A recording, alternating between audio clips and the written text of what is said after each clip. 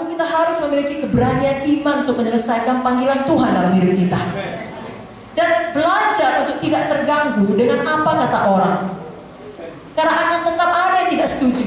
Kalau saudara mau seluruh dunia setuju mendukung panggilan saudara, saudara tidak hidup di dunia nyata. Ya, kita harus belajar dewasa. Tidak akan ada orang sepenuhnya setuju dengan kita. Tidak akan ada orang yang mendukung panggilan Tuhan dalam hidup kita sepenuhnya. Kenapa? Karena memang Tuhan yang memanggil kita. Tuhan bukan bicara kepada mereka, kepada saudara. Lalu masing-masing kita akan bertanggung jawab pada Tuhan. Nanti kalau kita mati meninggalkan dunia ini, masing-masing kita menjawab Tuhan. Masing-masing kita memberi pertanggungjawaban pada Tuhan. Itu sebabnya apapun kata orang, apapun kata dunia, Ibu Muda dari berkata, apa kata Tuhan yang benar. Jadi di tengah-tengah ya tekanan yang saudara hadapi untuk menyelesaikan panggilan Tuhan tadi, saudara harus menetapkan hati punya keberanian iman. Tidak ada pun yang mendukung, bahkan melawan menentang saudara. Maju terus seperti Kaleb. Dan banyak contoh lainnya di dalam Alkitab. Katakanlah Sadrak, Mesak, Abednego, mereka juga adalah orang yang memiliki iman yang berani. Sadrak, Mesak, Abednego dalam satu momen dalam hidup mereka harus menghadapi resiko kematian oleh karena mereka percaya kepada Tuhan Allah Israel. Tapi apa jawab mereka? Dalam Daniel 3 ayat 17-18 dikatakan, jika Allah yang kami puja sanggup melepaskan kami, maka ia akan melepaskan kami dari perapian yang menyala-nyala itu dan dari dalam tanganmu ya Raja. Perhatikan ayat 18. Tetapi seandainya tidak, hendaklah Tuanku mengetahui ya Raja, bahwa kami tidak akan memuja dewa Tuanku dan tidak akan menyembah patung emas yang Tuanku dirikan itu. Inilah dia keberanian iman. Saudara tetap maju mengerjakan yang benar, apapun bayarannya, apapun harganya. Karena saudara tahu hidup saudara di tangan Tuhan. Dan tempat yang paling aman adalah berada di tengah-tengah maksud Tuhan, di tengah-tengah panggilan Tuhan. Amin saudara. Lalu apakah yang terjadi dalam ayat 27? Dan para wakil raja, Daniel 3:27, para wakil raja, para penguasa, para bupati, para menteri raja datang berkumpul. Mereka melihat bahwa tubuh orang-orang ini tidak mempan oleh api itu, bahwa rambut di kepala mereka pun tidak hangus, jubah mereka tidak berubah apa-apa, bahkan bau kebakaran pun tidak ada pada mereka. Kalau kita punya keberanian iman, kita teruskan membayar harga, berapapun tingginya harga itu, Tuhan tidak pernah mempermalukan orang yang percaya kepadanya. Di tengah-tengah dapur api, saudara tahu Raja Nebukadnezar berkata, ada 4 orang di dalam itu. Siapakah itu? Yang satu adalah seperti anak Allah. Tuhan tidak pernah meninggalkan saudara. Justru Keluaran 14 ayat 14 dikatakan, Tuhan akan berperang untuk kamu dan kamu akan diam saja. Sore hari ini, mari kita semua keluar dari zona nyaman kita.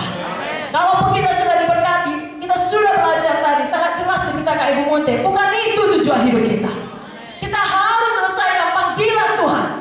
Yang kedua, milikilah iman yang tekun. Mari katakan, ketekunan iman. Saudara percayakah kalau Tuhan berjanji Tuhan menggenapi? Berapa lama pun waktunya Tuhan pasti menggenapi. Dalam hal Kaleb, Tuhan tidak menggenapinya sebulan kemudian, setahun kemudian, bahkan tidak 5 tahun kemudian. Mari lihat berapa lama Kaleb mendapatkan janji Tuhan. Yosua 14 saya bacakan mulai dari ayat 7-15. Aku berumur 40 tahun. Berapa tahun Bapak Ibu Saudara? 40 tahun.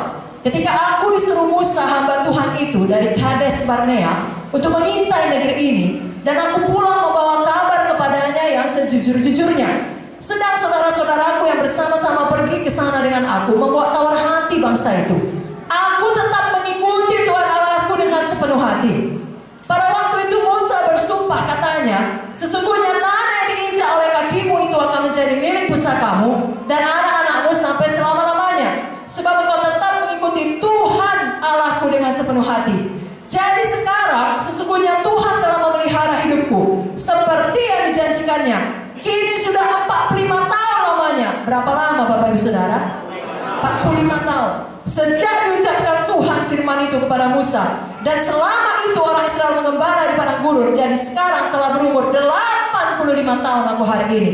Pada waktu ini aku masih sama kuat seperti pada waktu aku disuruh Musa. Seperti kekuatanku pada waktu itu, demikian kekuatanku sekarang untuk berperang dan untuk keluar masuk. Oleh sebab itu berikanlah kepada aku pegunungan yang dijanjikan Tuhan pada waktu itu.